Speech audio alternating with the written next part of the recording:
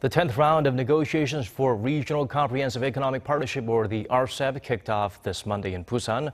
Although the trade pact is expected to gain momentum following the conclusion of the U.S.-led TPP, many obstacles still lie ahead. Our Shin Se tells us what they are.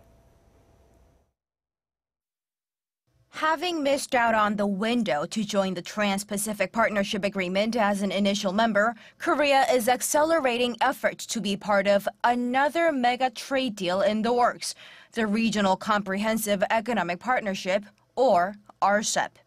The RCEP has 16 parties involved, including Korea, China, Japan, Australia, and India, along with 10 member nations from ASEAN, aiming to create one of the world's biggest economic blocs with 3.4 billion people.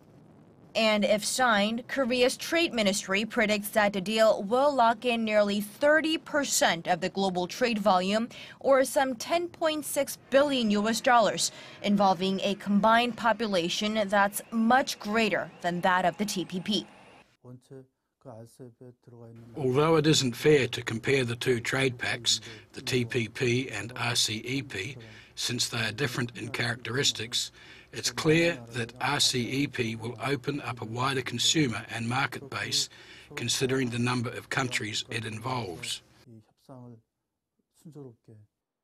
That's why Korean companies are expected to see more visible benefits from the RCEP agreement, as many of the member nations also have faster-growing economies than those in the TPP. But the road ahead still looks bumpy. In terms of progress made on the pact, it's unlikely the talks will be able to meet China's hopeful year-end deadline.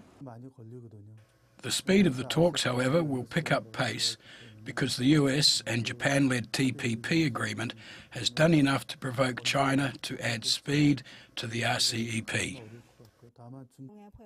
At the same time, reaching an agreement among economic giants like India, China, and Japan will be a considerable hurdle, adding more skepticism to a speedy conclusion of the deal.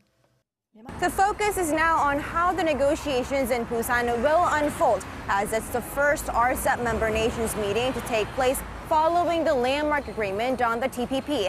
It's likely to add pressure to involved parties to sort out differences and to make faster progress on the regional trade framework. Shin Se, Arirang News.